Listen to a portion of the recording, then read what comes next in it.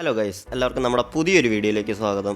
ഇന്ന് നമ്മൾ റിവ്യൂ ചെയ്യാൻ പോകുന്നത് ഒരു മാരക ത്രില്ലർ സീരീസാണ്. അതായത് നമ്മളിങ്ങനെ ശ്വാസം അടക്കി പിടിച്ച് ടെൻഷൻ അടിച്ച് ആകാംക്ഷയോടെ ഇരുന്ന് കാണുന്ന ചില സിനിമകളും സീരീസുകളും ഉണ്ടല്ലോ, അതിൻ്റെ കൂട്ടത്തിൽ വയ്ക്കാവുന്ന ഒരു സീരീസാണിത്.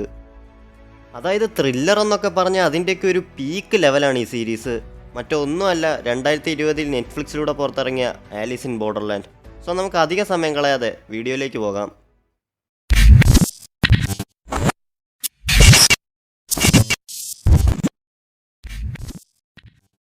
സോ ആലീസ് ഇൻ ബോർഡർലാൻഡ് ഒരു ആക്ഷൻ ത്രില്ലർ ജോണറിൽ വരുന്ന ഒരു ജാപ്പനീസ് സീരീസാണിത്. ഒരു തരി പോലും ലാഗടിക്കാതെ ത്രില്ലടിച്ച് കാണാൻ പറ്റുന്നൊരു സീരീസ്. സീരീസിൻ്റെ കഥ നോക്കുകയാണെങ്കിൽ ഒരു ദിവസം ടോക്കിയോയിലെ ജനങ്ങളെല്ലാം പെട്ടെന്ന് അപ്രത്യക്ഷരാകുന്നു. ആകെ അവിടെ ബാക്കിയുള്ളത് 3 കൂട്ടുകാരായ ചെറുപ്പക്കാർ മാത്രമാണ്. പിന്നീട് അവർ മാത്രമല്ല, കുറച്ചാൾക്കാരും കൂടി അവിടെ ഉണ്ടെന്ന് അവർ അറിയുന്നു. ഇതെന്താണ് സംഭവം എന്നറിയാതെ ടെൻഷൻ അടിച്ച് നിൽക്കുമ്പോഴാണ് അവരറിയുന്നത് ആരോ കൺട്രോൾ ചെയ്യുന്നൊരു ഗെയിമിലാണ് അവരുള്ളതെന്ന്. ഈ ഒരു സ്ഥലത്ത് തന്നെ പല പല ഗെയിമുകളുണ്ട്.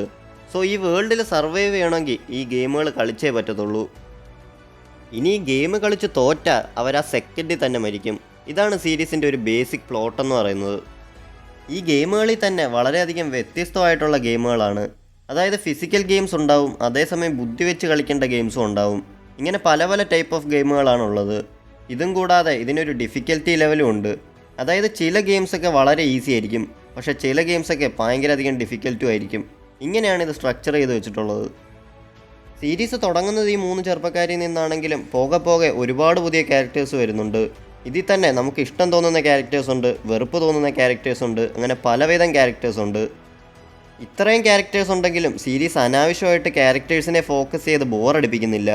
മാക്സിമം ഓഡിയൻസിനെ എൻഗേജ് ചെയ്യിച്ചിരുത്താനാണ് അവർ മെയിൻലി ഫോക്കസ് ചെയ്യുന്നത്. ഇതിനകത്തെ മെയിൻ ക്യാരക്ടേഴ്സ് എല്ലാം തന്നെ അടിപൊളിയാണ്. ആരിസു, കരൂബെ, ഷോട്ട, യുസാഗി, ചിഷിയ, അങ്ങനെ ഒരുപാട് നല്ല ക്യാരക്ടേഴ്സ് ഉണ്ട് സീരീസിൽ. ചിഷിയൊക്കെ അടിപൊളിയായിരുന്നു. പുള്ളിയുടെ ആ ഒരു ആറ്റിറ്റ്യൂഡും ഗെയിം കളിക്കുന്ന രീതിയൊക്കെ കിടിലനായിരുന്നു. ഓരോ ഗെയിമുകളും നമ്മളെ ത്രില്ലടിപ്പിച്ച് സ്ക്രീനിൽ നിന്ന് കണ്ണെടുക്കാൻ പറ്റാത്തൊരു രീതിയിലേക്ക് ആക്കുന്നുണ്ട് സീരീസ്. ആക്ഷൻ സീക്വൻസുകളൊക്കെ നെക്സ്റ്റ് ലെവലാണ്. എന്താ പറയുക, സീരീസ് കാണുമ്പോൾ ഒരു അഡ്രിനലിൻ റഷ് വരും. ഇതിൻ്റെ സെക്കൻഡ് ലാസ്റ്റ് എപ്പിസോഡിലാന്ന് തോന്നുന്നു ഒരു ഗൺ ഫൈറ്റ് സീക്വൻസ് വരുന്നുണ്ട്. അത് കിടിലൻ എന്ന് വെച്ചാൽ കിടിലനായിരുന്നു. അതവരെങ്ങനെയാണ് എക്സിക്യൂട്ട് ചെയ്തതെന്ന് ഒരു പിടിയില്ല. സ്ക്രീൻ പ്ലേ ഒക്കെ റോക്കറ്റ് വിട്ട പോലെയാണ് പോകുന്നത്. അതുകൊണ്ട് തന്നെ ഓരോ എപ്പിസോഡ് കഴിയും തോറും അടുത്തതായിട്ട് എന്താണ് സംഭവിക്കാൻ പോകുന്നത്, അടുത്ത ഗെയിമുകൾ എന്തൊക്കെയാണെന്നുള്ളൊരു ആകാംക്ഷയായിരിക്കും നമുക്ക്. അതുകൊണ്ട് തന്നെ നമ്മളിത് ഒറ്റ എപ്പിസോഡിൽ കണ്ട് നിർത്തില്ല. അടുത്തടുത്ത് ഫുൾ എപ്പിസോഡുകൾ ഒറ്റയടിക്ക് കണ്ടു തീർക്കും. ആൻഡ് അതാണ് ഏറ്റവും നല്ലത്. കാരണം ഇത് കറക്റ്റ് ഒരു ബിഞ്ച് മെറ്റീരിയലാണ്. നിങ്ങൾ ഒരു ദിവസം ഒരു എപ്പിസോഡ് കണ്ടിട്ട് ഒരാഴ്ച കഴിഞ്ഞ് അടുത്ത എപ്പിസോഡ് കണ്ട ആ ഒരു എഫക്റ്റും ത്രില്ലും ഒന്നും കിട്ടില്ല. അതേസമയം ബിഞ്ച് വാച്ച് ചെയ്ത് പെട്ടെന്ന് കണ്ടു തീർക്കുവാണെങ്കിൽ ഒരു കിടിലൻ സീറ്റഡ്ജ് ത്രില്ലർ എക്സ്പീരിയൻസ് ആയിരിക്കും നിങ്ങൾക്ക് കിട്ടുക. 2 സീസണുകളിലായി 16 എപ്പിസോഡുകളാണ് ടോട്ടൽ സീരീസിനുള്ളത്. മിക്കതും ഒരു മണിക്കൂർ ലെങ്ത് വരുന്ന എപ്പിസോഡ്സാണ്.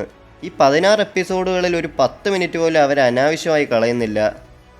എല്ലാം ഓഡിയൻസിനെ എൻഗേജിങ് ആക്കാനുള്ള കാര്യങ്ങൾ നിറച്ച് ടൈറ്റ്ലി പാക്ക്ഡ് ആയിട്ടുള്ള എപ്പിസോഡുകളാണ് ഇതിനകത്തുള്ളത്. ആൻഡ് നല്ലപോലെ പൈസ മുടക്കി എടുത്തൊരു സീരീസാണിത്. നെറ്റ്ഫ്ലിക്സ് ഇങ്ങനെ പൈസ വാരി എറിഞ്ഞേക്കുവാണെന്ന് നമുക്ക് സീരീസ് കാണുമ്പോൾ മനസ്സിലാവും. VFX ഒക്കെ പക്കയായിട്ടാണ് ചെയ്തിരിക്കുന്നത്. ഒരു സ്ഥലത്ത് പോലും ഒരു ക്വാളിറ്റി ഇല്ലാത്തതുപോലെ ഫീൽ ചെയ്യില്ല. അതിപ്പോൾ VFX മാത്രമല്ല, എല്ലാം ഈ സീരീസിൻ്റെ ഈച്ച് ആൻഡ് എവരി ഡിപ്പാർട്ട്മെൻറ്റ് കിടിലൻ ക്വാളിറ്റി മെയിൻറ്റെയിൻ ചെയ്താണ് ഈ സീരീസ് മേക്ക് ചെയ്തിട്ടുള്ളത്. ആൻഡ് അതിൻ്റെ ഔട്ട്പുട്ട് സീരീസിൽ കാണാനും ഉണ്ട്. ആൻഡ് ഈ സീരീസിൻ്റെ ഒരു വലിയ പോസിറ്റീവാണ് ഇതിൻ്റെ മ്യൂസിക്. എൻ്റെ മോനെ, ഞാൻ ഇതിൻ്റെ ഒരു തീം മ്യൂസിക് ഉണ്ട്, അത് ഞാൻ എത്ര വട്ടം കേട്ടിട്ടുണ്ടെന്ന് എനിക്ക് പോലും അറിയത്തില്ല. അത്ര എൻ്റെ ഫേവറേറ്റ് ആയിട്ടുള്ളൊരു മ്യൂസിക്കാണത്. അത് മാത്രമല്ല, ഇൻട്രോ മ്യൂസിക് തൊട്ട് എൻഡ് ക്രെഡിറ്റ്സ് വരെ കിടിലൻ ഐറ്റങ്ങളാണ് ഇവർ മ്യൂസിക്കിൽ ചെയ്ത് വെച്ചിട്ടുള്ളത്. അതുകൊണ്ട് തന്നെ ഈ സീരീസിനെ ഇത്രയും വലിയൊരു ലെവലിലേക്ക് എത്തിച്ചതിന് വലിയൊരു കാരണം ഇതിൻ്റെ മ്യൂസിക്കാണെന്നാണ് എനിക്ക് തോന്നുന്നത്. സീരീസ് ആക്ച്വലി എൻഡ് ചെയ്തതാണ്, ബട്ട് ചെറിയൊരു ക്ലിഫ് ഹാങ്ങർ അവർ അവസാനം കൊടുത്തിട്ടുണ്ടായിരുന്നു. അതുകൊണ്ട് തന്നെ അടുത്ത സീസൺ വരുമോ ഇല്ലയോ എന്ന് ആൾക്കാർക്ക് ജസ്റ്റ് ഒരു ഡൗട്ട് ഉണ്ടായിരുന്നു. ഇപ്പോൾ സീസൺ 3 അവർ റിന്യൂ ചെയ്തിട്ടുണ്ട്. സോ സീസൺ 3 ഇറങ്ങുന്നതിന് മുൻപ് ഇത് കണ്ടിട്ടില്ലാത്തവർ തീർച്ചയായും കണ്ടു നോക്കുക. പേഴ്സണലി എനിക്ക് സീസൺ 2ൻ്റെ എൻഡിങ് ഭയങ്കരമായിട്ട് ഇഷ്ടപ്പെട്ടതാണ്. കാരണം നമ്മുടെ മൈൻഡൊക്കെ ഇങ്ങനെ ട്വിസ്റ്റ് ചെയ്യുന്ന ടൈപ്പ് സംഭവമായിരുന്നു അതിൽ കാണിച്ചത്. സോ നിങ്ങൾക്ക് ആദ്യം മുതൽ അവസാനം വരെ ത്രില്ലടിച്ചിരുന്ന് കാണേണ്ട ഒരു സീരീസാണ് നോക്കുന്നതെങ്കിൽ നിങ്ങൾക്ക് പറ്റിയ സീരീസാണ് ആലീസ് ഇൻ ബോർഡർലാൻഡ്. നിങ്ങൾ ഈ സീരീസ് കണ്ട ആളാണെങ്കിൽ സീരീസിനെ കുറിച്ചുള്ള നിങ്ങളുടെ അഭിപ്രായം താഴെ കമൻറ്റ് ബോക്സിൽ രേഖപ്പെടുത്തുക. വീഡിയോ ഇഷ്ടപ്പെട്ടാൽ ലൈക്ക് ചെയ്യുക, ഷെയർ ചെയ്യുക. ഇതുപോലെയുള്ള കണ്ടൻസും കാര്യങ്ങളൊക്കെ ഇഷ്ടമാണെങ്കിൽ ചാനൽ സബ്സ്ക്രൈബ് ചെയ്യുക. അപ്പോൾ മറ്റൊരു വീഡിയോ വീണ്ടും കാണാം. താങ്ക്